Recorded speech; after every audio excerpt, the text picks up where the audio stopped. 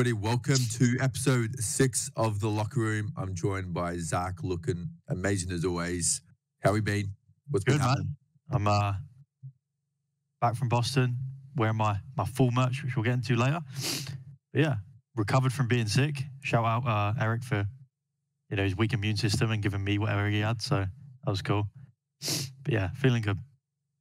Yeah, I know everyone was. They haven't traveled. We haven't traveled since the season ended. Really, I know probably Preston and Austin have been off to, the Bahamas and Cancun and what it may be. They're a little bit more experienced than that. But first trip for me in a while. For a lot of the other guys. So I know there's a little bit of the travel sickness that goes around sometimes. Oh yeah. But what were we doing in Boston? Why did we? Well, we had the guys in town. What did we have the guys do? What did we do with the team? And what did we do kind of from a business standpoint? Yeah, I mean, as many people know, getting all the guys in town for, the pre-season photo shoots and content production and stuff. But for us, first thing we did was, we just done an activity together, something chill. Actually went to a Patriots game, which was, love Boston. I love everyone there, but the Patriots fucking suck. And it was a good experience, and I wish I got to see the Patriots when they were unbelievable. But yeah, nevertheless, it was beer prices are pretty crazy. But it was a fun time, and I think everyone had a good time. And then we got to business right after. Rented out a content studio and got in there and filmed everything we need for the season and all the CDL stuff that they're going to need. They're long days, anyone that's done it, they're 10, 12-hour days of just photos. And for me, because I'm a coach now, I think I had one photo per day. And let me tell you, sitting around for 12 hours, it's pretty tiring just sitting there, especially when I'm tasked to be the DJ. So then if anyone's ever tried to have good music playing for 12 hours that isn't a repeat of a song, pretty difficult. But yeah, had a great time. Guys are great. Yeah, it was awesome. Yeah, I know in the Patriots game, who did we play? The Dolphins? Oh, the Dolphins, they're good. Yeah, we had. Yeah, they're good.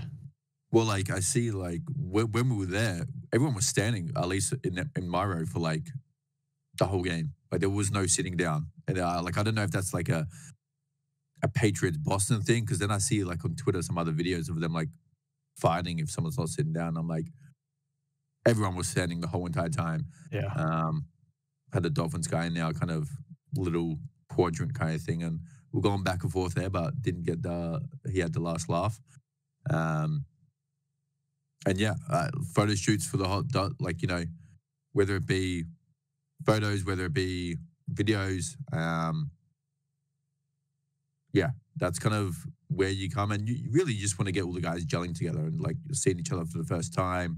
A couple of them have been teammates before, a couple of them played online, but completely different experience when you're with each other. You're at the facility, they got to check out the facility.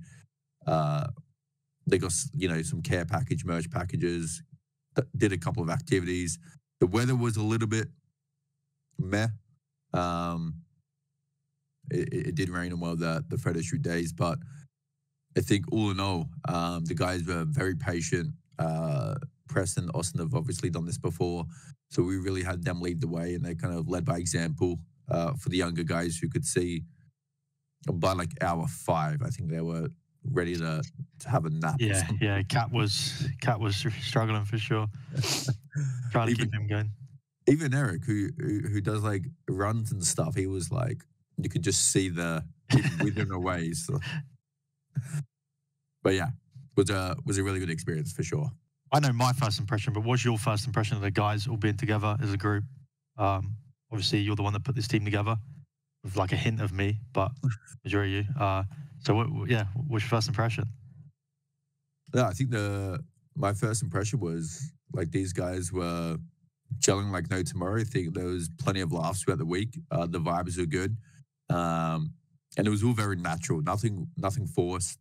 As everyone saw probably last week in the episode 5, we kind of just said, hey, here's the guardrails, here's a couple of questions, a couple of topics to cover, take it from there, and just stuck them in the podcast room. And we all saw their personality shine through. Very talkative bunch. And yeah, my first impression was, the connection and was really strong. Even like the kind of like team camaraderie, just hanging out. And, I know Austin and Preston, after the Patriots game, they just started playing games together and they just went back into the facility. Yeah, it was just really smooth, really easy. Once again, all the guys were patient. And it's not easy to do that. I know a lot of these guys who are playing COD for their career. It's like media training and doing media stuff isn't natural to them. So when they were able to just like kind of come together and not only do all the media days, but just, vibe out and help each other get through those long days, was really refreshing to see. And yeah, I was really, really proud of the guys. How about yourself? Yeah, I mean, not to bash too much on like our old rosters, but like I always felt like I had to be there for the team to like hang out together. But like this is the first time I could I'll just go do my own thing. I mean, fuck, I'd go sit outside, like just chill, and they'd all be in their gaming away and having a laugh. So I feel like my focus of a coach this year is going to be a lot different. I'm going to be able to take a step back on things that maybe I couldn't the last couple of years and really put my focus on other stuff, which is going to be really good. Obviously that's not a bad thing. You adapt to each situation of different like rosters and stuff, right? That's just what you do as a coach. But yeah, it's going to be really nice, and I'm really looking forward to getting out there with the guys. It's going to be fun. Yeah, it will be good. What is something, though, that surprised you about them? Honestly, just tying into that, it's just like how independent they are. Like obviously I understand like Austin and Preston, they've been around for so long, but like, I could just tell that they've like they're experienced with this shit. And like, our old rosters, we had Zin and stuff, and Zin was kind of like that as well. But everyone else we've had has been like on the younger side, and like you can tell the difference so much between the young guys and the experienced ones. But yeah, just how chill they are, and like again, what you said earlier, how patient they are. Like, no one was getting annoyed, no one was like getting angry. Everyone was just really chill, and like I understand it is the first time meeting, and it's going to be a lot different in the season, but it was just nice to see. And like the Patriots game, like, we were all hanging out in one section, the players were down there, and, there was no weirdness of like, oh, like, we're separated. It was just like, they're having fun down there, we're having fun up here. Like, it was great. Really refreshing for me. I'm sure it's you as well. So, yeah.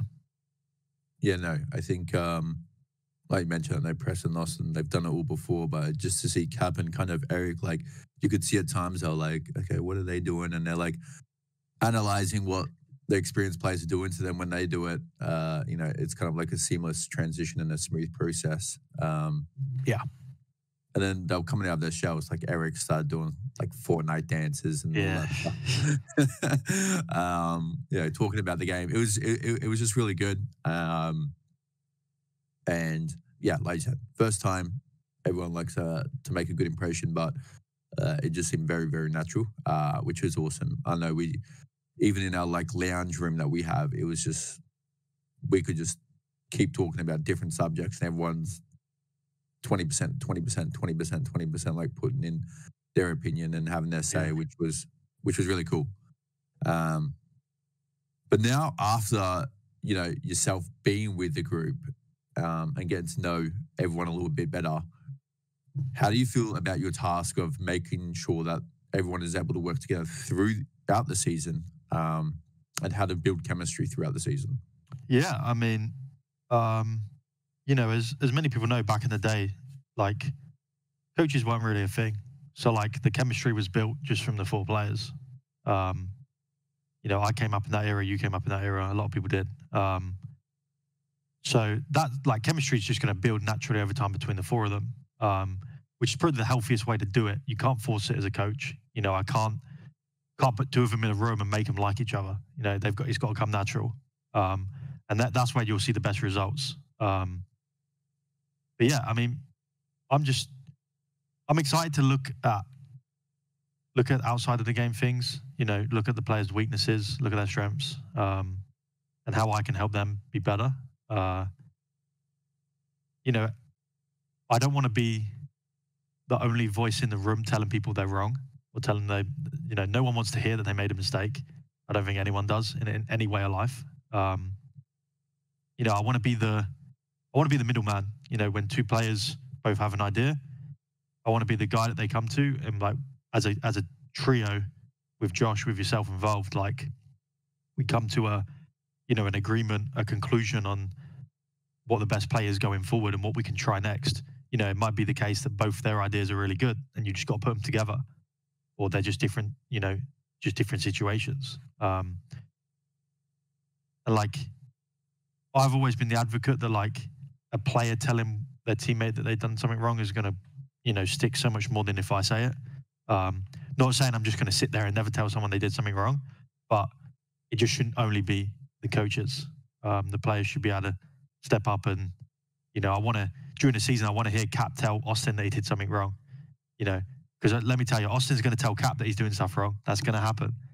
And you want a healthy balance between all 4 of them. So, yeah, I'm just really excited to get there, and, you know, just a different coaching style. It's going to be really fun. Yeah, I do know there's a lot of different dynamics within a team, and trying to juggle those dynamics in the best way possible for the team that you have. You know, some teams might like, you know, the coach's word is the only word, and that's how they operate. Some other teams we saw throughout the season didn't have a coach, and it worked out a little bit better for them. So, like, and that's once again more of the player only. But come postseason, there were a little bit of cracks that showed throughout having a player-only system, and there's also cracks with a coaching-only system. So trying to find, once again, that balance in between and being able to support, lean on them, making sure that, you know, you lead by example, Zach, in terms of making sure everyone's on the same page, and then also inspiring the players themselves to be like, hey, like, your voice is important and your voice should be heard. Please tell everyone what's on your mind. There's no one way to play Call of Duty. We both know that. And different approaches work for different teams. But what is, I guess, one trait in each of these players that makes you believe that they can excel as a team? I know we covered kind of the patience earlier. Do you think that will play a role in the season? Yeah, of course. I mean, you know, everyone that's been you know, a follower of COD for, you know, even 5 years knows the reputation Austin had as a player. And I truly do believe the last few seasons have taught him a lot of valuable things about how to approach younger players. And I think he's just older, wiser, and he's definitely he seems a lot more patient than the stories that were told back in the day. You know, of this, you know, almost aggressive like person that would just be very confrontational. And it's going to have to be, you know, a balance of both. You know, he's going to have to be firm with Eric and Cap because they're going to listen to him. You know, they're going to look up to him. So, but yeah, yeah, definitely patience is probably going to be the biggest thing. Especially Eric. I mean, the guy's, what is he, just turned 19 now, this is going to be his rookie year. So, you know, he's going to have a lot to learn. He's going to make a lot of mistakes, but that's okay. You know, we go back at the end of the day, we work on it, and hopefully over time things just, you know, air out and iron out. So, yeah. Yeah, patience and understanding always going to be pivotal, and I think the old heads coming together for the kind of like the three-headed dragon are looking to make sure that everyone feels comfortable and everyone feels in their element. And I think we've already seen glimpses of that over like 4 days. So yeah, really looking forward to how that kind of progresses throughout the season and the kind of challenges that prop themselves up. October is Breast Cancer Awareness Month, and Oxygen Esports and the Boston Breach want to do our part to tackle, stand up, and end breast cancer. Oxygen has created a breast cancer awareness collection that is live right now on oxgesports.com. 100% of proceeds in this collection, as well as all previous Oxygen merch bought in the month of October, will go to the Susan G. Komen Foundation. Click the shop link in the description below and help us make a difference. Now, back to the episode. So, obviously, when we came to Boston, we had the guys meet the staff members, everyone behind the scenes. Like, as a general manager, how important is it for you that the team gets along, works well with the people behind the scenes? Because a lot of fans and people that support these organizations don't understand how much work actually goes on behind the scenes. So, you know, how important is that for you? Yeah, I think it's very important. Like many of these organizations, we have a team behind the scenes that is pretty much pushing the vehicle. All the players are in the car and the car's broken down. They're like pushing it as fast as it can go. And I think, you know, there's Chris, there's Meadows, there's Colin that were pretty much with us all weekend, you know, from content, the graphic design to the player manager. They're all very important because they really got to, those are the faces that the players are going to see throughout the season for like 90% of the season. And creating that bond and connection that early on is like imperative. I think, you know, we want them to feel comfortable enough to, hey, if they want to do some extra content or they need some help on the streaming side, or, you know, they have an idea that they want to spout, to be like, hey, I want to do this. Like, I want them to feel comfortable enough with the director of the content to, you know, go up to them and say, hey, I've got this cool idea. And really just utilize and kind of leverage those people that we have who do an amazing job, that do amazing work. Because, yeah, there are going to be requests from both sides, and having that relationship, once again, where we're all in this together kind of thing, and we are a team, and the team expands beyond just the immediate players.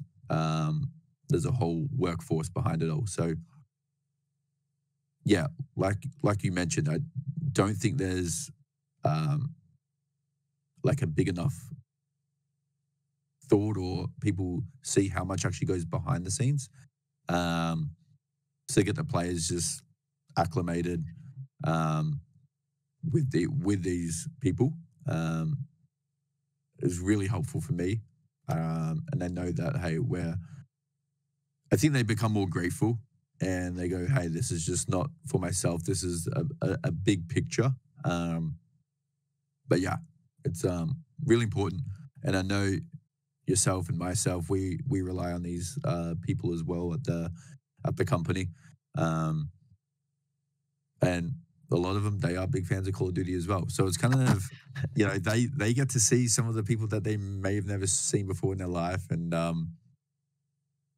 yeah, it's kind of all professional, all business, and you know, some good moments and memories along the way. Yeah. Yeah, we got some characters in Oxygen for sure. And I was ever met Colin, yeah. So when are we back in Boston? When do you need us back? Yeah, well, we'll be back in Boston probably a week or two before the start of the game drop. Like, we came out to do some pre-season media because we have some big things in the pipeline at the moment.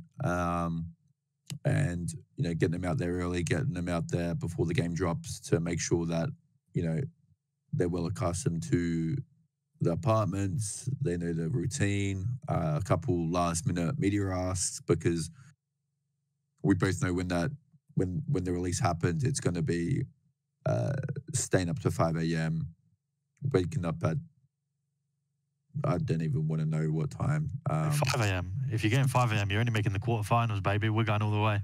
We'll be up to 8 a.m. True. Yeah. That's a good point. Okay, Yeah. 8 a.m. So Yeah. they're not going to be seen. By the time they come back in the facility, all of the corporate would have left by then. Yeah. Completely switched nocturnal night schedule. But yeah, that's kind of when the guys are going to be back in town. I know a couple players are kind of leaving early. They got some big trips. I think I saw Envoy and Draza. They were going off to Atlanta and going off to Toronto and moving their whole life. It is a big thing. So yeah, just making sure that we're all comfortable and getting in early to once again continue building on the team chemistry. And just gelling on the first night of release. Yeah, and I think people will be excited to know that as soon as we're in Boston, no more remote locker room episodes, all in person. You know, trying to get the quality up there, best mics. We'll get some cool stuff in the background. Make it look really good. So, and we'll have the guys on hand. So we can just bring them in. Mandatory locker room episodes with them. Yeah, that'd be fun. And honestly, again, the goal is to win, right? The goal's always to win, but just create content along the way for the journey. One for the fans to see, but one to look back on. And, you know, when you finally do win, you have this entire documentary of how you got there and the struggles you went through. Because I don't think anyone wins without struggling. I think you have to struggle to win. So yeah, it's going to be really exciting. I'm excited. Yeah, just excited to get in person and do our thing. Yeah, I really liked the last locker room episode when everyone was in person. I think that was really natural. I think that was really quick. The guys absolutely killed it, and I know that we're planning to, once again, like you mentioned, we're planning to up the quality, better lighting, better stage for the players to kind of present on. We had so much things happening that week, and a couple of hiccups and hurdles along the way. But like you said, there's going to be a regular cadence on the locker room, weekly, if not bi-weekly, and there's plenty to talk about. I mean, I don't think we've even touched base with the players on the current rosters. I mean, some rosters still not formed. Yeah, publicly, we know some of them, so we'll see how they go. And then the game's going to drop sometime this week. Yeah, we got the beta coming out, which is going to be fun. I can't wait to watch Eric's POV. Well, he's been playing on console, so like he might already have a step up. Like he's been doing like the Black Ops 4 chat. I mean, yeah, I'll be in his chat with his webcam on, because again, we're pushing these guys to be better content creators. You know, everyone knows after COD's done, you know, for some people it's okay, but for the majority, you know, there's not going to be much at the finish line. So it's all about starting it early. I think Eric's a great personality that can really shine in the content game. So giving him every resource he needs to flourish. So I mean, as long as his teammates aren't choking 2v1s. That was terrible. Oh, I don't even know if we can play the clip on here. We might get DMCA'd for horror movie or something. I don't know. Yeah, no, it was bad. So I guess, you know, closing in on this, what is our honest expectations of how the team is going to go this 24 season? We've formed the team. We've had our first initial impressions. Yeah. What's the expectation, and why should the Boston fans really be excited for this season? Yeah, I mean, expectation is that, again, I always want to win. But, you know, my expectation is just to be a team that makes Sundays. You know, what's better for the fans than to be able to cheer on your team on a Sunday afternoon, right? You're top 4, you're in the race for a championship. So again, we're going to be pushing the content. So the fans are going to have a lot of access to our players. Some players that maybe have been around for a while that haven't really been accessible. Talking about Austin, I don't know if he watches these episodes, but he will be doing content. You know, obviously we have our watch parties. We'll be doing a ton of watch parties this year, as usual, and probably some other stuff. I mean, we have a full merch line, right? So, yeah, I mean, again, I can't stress enough how excited I am to get in with these guys and get to work. So. Yeah, I think, at least for me, I think we have a lot of things, going on in the pipeline. But for the team specifically and the expectations, I mean, from our first initial impressions, the patience stuck out. And I know, like you mentioned, it's never easy at the moment. There's always a bit of a roller coaster ride. You even look at New York; it's like they win the first major, then they come like 12th or like, the next major. It's never smooth sailing because there's always something that pops up. Maybe someone feels sick. Maybe someone's had a little bit of loss of form. And then you get the high moments. But just knowing that the players that we have, it's like, I know that quite a few of them get better towards the end of the game. We have a rookie, we have experience, and it is going to be a process, but I am fully confident and I have all the faith in the world that there are going to be, you can visually see the progress being made every week, no matter what, as we go throughout the CDL season. And that's something that, you have to kind of take a step back and be like, okay, like, they're getting better at this, they're getting better at that, they're getting better at that. Because once again, at the end of the day, the Call of Duty champs is the big one that everyone wants to hoist. So, obviously you don't want to start off too slow, but we have some rapid people in our team as well. So we're going to have we've got a pretty good roadrunner start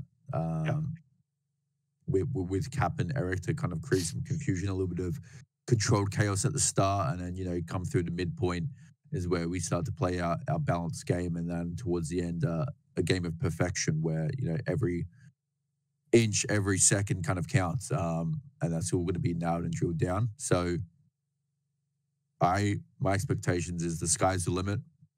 I'm always looking to break records, and obviously bringing in the home some hardware in a championship for the Boston fans is the penultimate goal. And also while doing that, trying to push the boundary and getting these guys on the content grind, giving you guys access, giving you guys an experience that you've never had before. Once again, like echoing off Zach, watch parties, VIP parties. We did do one last year, which was kind of different and cool. We had some cornhole, it was like a breach barbecue thing. Oh yeah, next time we do a breach barbecue, we're getting hot dogs. Yeah, and burgers. Yeah, and burgers. Like, that's a barbecue. Yeah, for sure. Okay. But yeah, just looking to do more of that. I think, once again, the sky's the limit in everything, and in every facet and every aspect of what we do. Once again, there are a lot of people working behind the scenes to make sure that the players succeed and we succeed as an organization. I don't know. I'm just really excited just talking about it.